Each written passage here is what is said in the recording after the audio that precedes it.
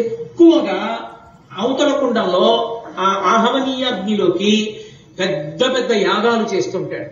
ఇలా మూడింటిని కూడా ఆరాధన చేస్తూ అగ్ని ఆరాధన చేసేటటువంటి వాడిని త్రేతాగ్ని శ్రౌతి అని పిలుస్తారు. రెండు అగ్నులను అంటే దక్షిణాగ్నిని ప్రాజాపత్య అగ్నిని ఈ రెండిటిని ఆరాధన చేసేటటువంటి వాడిని ఆహితాగ్ని అని పిలుస్తారు. ఇది కాకుండా ఇంకా చాలా పెద్ద పెద్ద యజ్ఞాలు చేస్తే కొన్ని నెలల పాటు సంవత్సరాల పాటు చేస్తారు. అలా చేసిన వాడిని దీక్షితుడు అంటారు. అలా చేసిన వాడికి పేరు చివర దీక్షితులు అని వచ్చేస్తుంది. ఇంకా గౌరవార్థం ఏం చేస్తారంటే లౌకిక నామాన్ని వదిలిపెట్టేస్తారు. వదిలిపెట్టి దీక్షితులు గారు వస్తున్నారంటే ఆ కుటుంబంలో పుట్టిన వాళ్ళు కూడా అటువంటి యజ్ఞాలు చేస్తుంటారు. అందుకని ఆ పేరు చివర దీక్షిత శబ్దం కలుస్తుంటుంది. కలిసి దీక్షితుల వారు వస్తున్నారు, దీక్షితుల వారు వస్తున్నారు అంటూ ఉంటారు. అంత పెద్ద యజ్ఞం చేస్తే దీక్షిత శబ్దం వేస్తారు. యజ్ఞము చేసి సోమయాజి అవుతాడు. అప్పుడు పేరు పక్కన సోమయాజి చేరుతుంటుంది.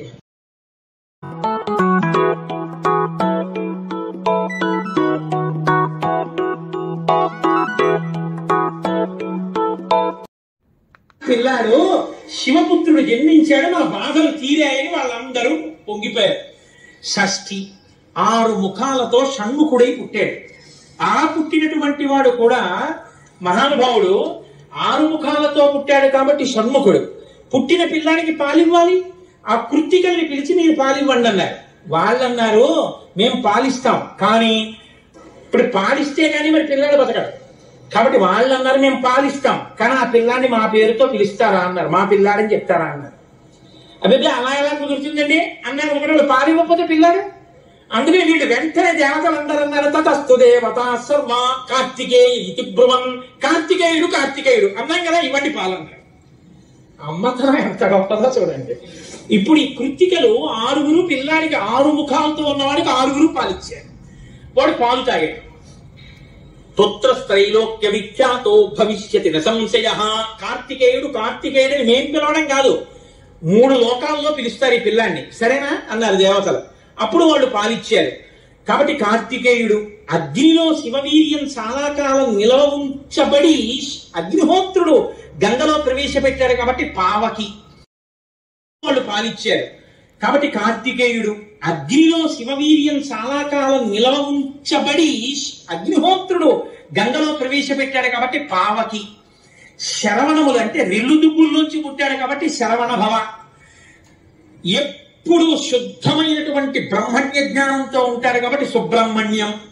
తల్లి కడుపులోంచి స్ఖలనమై పుట్టాడు కాబట్టి స్కందుడు. ఆయన ఉత్పత్తి చేతనే ఇన్ని పేర్లతో వచ్చాడు. ఏమంటే మీరు ఇంత గొప్పగా ఏదో పాపం నోరు కొట్టుకు చెప్పారు, కానీ మాకు అసలు అనుమానం మాత్రం అలా ఉండిపోయింది. మీరు మంగళం చెప్దాం అనుకుంటున్నారేమో. అలా అనత్సా దేవతలు అలా అడగడం వల్ల కదా ఇంత కథ వచ్చింది. అలా ఎందుకు అడగాలి అసలు అంటే, మహానుభావుడు శంకర భగవత్పాదాచార్య స్వామి వారు బ్రహ్మసూత్రాలకి చేసినటువంటి వ్యాఖ్యానంలో ఒక చోట ఉదహరించారు దీని గురించి. దాని గురించి అసలు ఇలా ఎలా జరిగిందని కంచికామకోటి పీఠాధిపతులు చంద్రశేఖరేంద్ర సరస్వతి స్వామి వారు ఎంతమంది పౌరాణికుల్లో అడిగారట. ఆఖరికి ఒక ఆయన దీని మీద పరిశోధన చేసి త్రిపుర రహస్యంలో ఉన్నటువంటి మంత్రాల యొక్క వ్యాఖ్యానంలో దీని అసలు వృత్తాంతం ఎక్కడుందో పరమాచార్య స్వామి గారికి తీసుకొచ్చి చెప్పారు.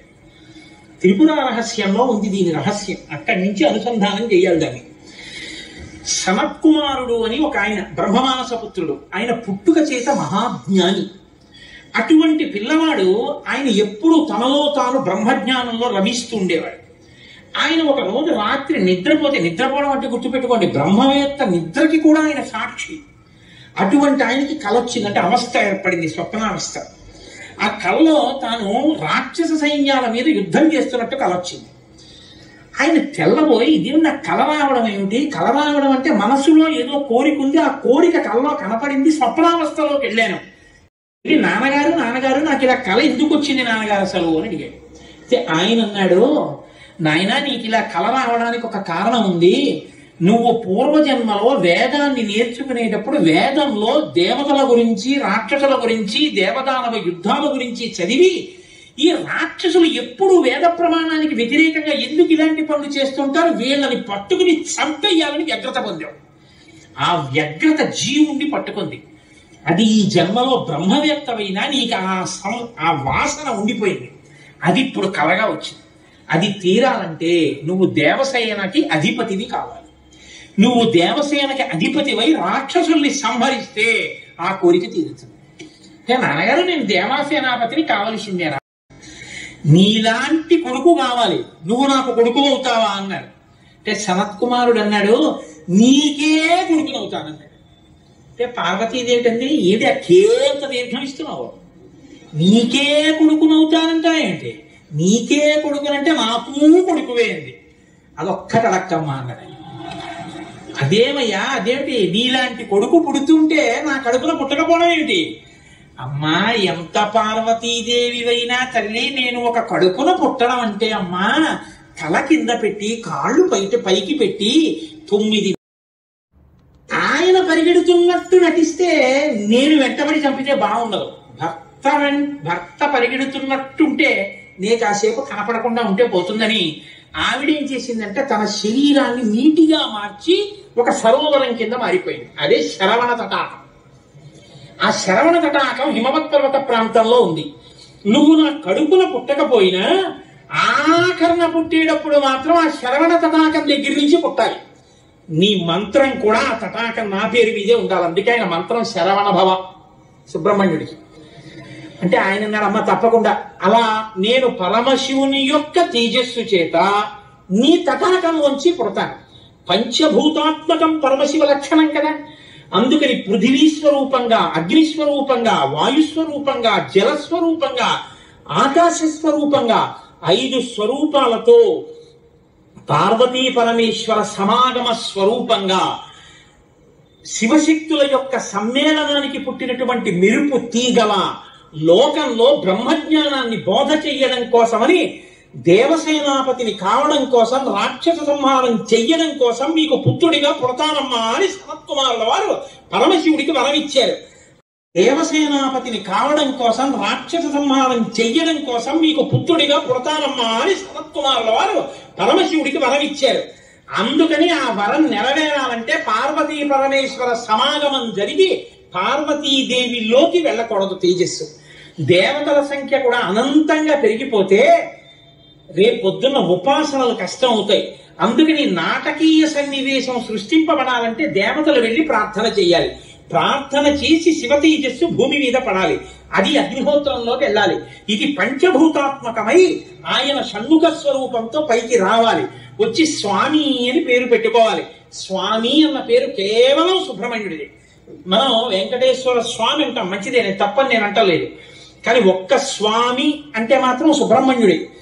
ఎక్కడెక్కడ సుబ్రహ్మణ్యుడి పేరు చెప్తామో, ఎక్కడెక్కడ తలుచుకుంటామో అక్కడక్కడ సంతానమునకు ఏ విధమైన ప్రమాదం రాదు. సుబ్రహ్మణ్యుడికి నమస్కారం చేస్తే కుజగ్రహ దోషం కూడా ఉపశమిస్తుంది. ఎక్కడెక్కడ షణ్ముఖుణ్ణి ఆరాధన చేస్తారో అక్కడ ఐశ్వర్యం పరిడవిల్లుతుంది. పక్కన ఉన్నటువంటి తమిళ దేశం, ద్రవిడ దేశంలో అంత ఐశ్వర్యం వచ్చింది, అన్ని పరిశ్రమలు వచ్చాయంటే కారణం ఏమిటో తెలుసా అండి? సుబ్రహ్మణ్యారాధన. వాళ్ళు విపరీతమైన సుబ్రహ్మణ్యారాధన చేస్తారు. సుబ్రహ్మణ్య ఆరాధన చేసిన, షణ్ముఖుడికి ప్రదక్షిణం చేసిన, ఆయనకి నమస్కారం చేసిన జ్ఞానము, ఐశ్వర్యము, సుబ్రహ్మణ్యుడికి నమస్కారం చేస్తే కుజగ్రహ దోషం కూడా ఉపశమిస్తుంది. ఎక్కడెక్కడ షణ్ముఖుణ్ణి ఆరాధన చేస్తారో అక్కడ ఐశ్వర్యం పరిడవిల్లుతుంది. పక్కన ఉన్నటువంటి తమిళ దేశం, ద్రవిడ దేశంలో అంత ఐశ్వర్యం వచ్చింది, అన్ని పరిశ్రమలు వచ్చాయంటే కారణం ఏమిటో తెలుసా అండి? సుబ్రహ్మణ్యారాధన. వాళ్ళు విపరీతమైన సుబ్రహ్మణ్యారాధన చేస్తారు. సుబ్రహ్మణ్య ఆరాధన చేసిన, షణ్ముఖుడికి ప్రదక్షిణం చేసిన, ఆయనకి నమస్కారం చేసిన జ్ఞానము, ఐశ్వర్యము, సంతానము, సంతానమునకు క్షేమము, ఆయువు, ఆరోగ్యము అన్నీ కలుగుతాయి. అంత శక్తివంతమైనటువంటి సర్గ ఈ షణ్ముఖోత్పత్తి సర్గ. ఈ షణ్ముఖోత్పత్తి గురించి చెప్పిన తర్వాత, అందుకే షణ్ముఖుడికి ఉన్న గొప్పతనం ఏమిటో తెలుసా అండి? ఆయనకి ఒక గొప్ప విజయాన్ని సాధించాడు షణ్ముఖుడు ఒక్కడే. శైవ వైష్ణవాలు రెండు కూడా వియ్యమందేట్టు చేశాడు. శ్రీవల్లి, దేవసేన ఇద్దరు శ్రీ మహావిష్ణువు యొక్క కుమార్తెలు. ఆయన మేనల్లుడు కదండి, మరి ఏదో పండగ సెలవులకు ఇంటికి వచ్చాడు. ఇంటికి వస్తే లక్ష్మీదేవి ఆయన్ని చూసి అందిట, మురుగన్ అంది. మురుగన్ అంటే మేనల్లుడు అని. మరుమగన్ అన్నట్టు విష్ణువు, మరుమగన్ అంటే చాలా అందగాడు అన్నట్టు. ఇద్దరు అలా అనుకోవడం ఎందుకో తెలుసా అండి, మన పిల్లలకు బాగుంటాడు అని. వల్లి దేవసేన ఇద్దరిని ఇచ్చి సుబ్రహ్మణ్యేశ్వర స్వామి వారికి కళ్యాణం చేశారు. మరి వల్లి దేవసేన ఇద్దరిని తనకి భార్యలుగా చేసుకున్నారు కాబట్టి శైవ వైష్ణవాలు రెండు సుబ్రహ్మణ్యుడి వల్లే బియ్యం ఉంది. అంతటి మహానుభావుడు ఆయన, మహాజ్ఞాని, యుక్తకేశుడై గుండుతో గోచి పెట్టుకుని నిలబడి ఉంటాడు. అందుకే సుబ్రహ్మణ్య క్షేత్రాల్లో స్వామి వలయలో అలా నిలబడి ఉంటాడు. ఆయన ప్రణవానికి అర్థం చెప్తే పరమశివుడంతటి వాడు తెల్లబోయి ఎంత గొప్పగా చెప్పావురా అన్నట్టు. నాన్నగారు అలా అంటే కుదరదు, ఇది ప్రణవ రహస్యోపదేశం కదా, మీరు కూడా మడి కట్టుకుని వచ్చి శిష్యుడిగా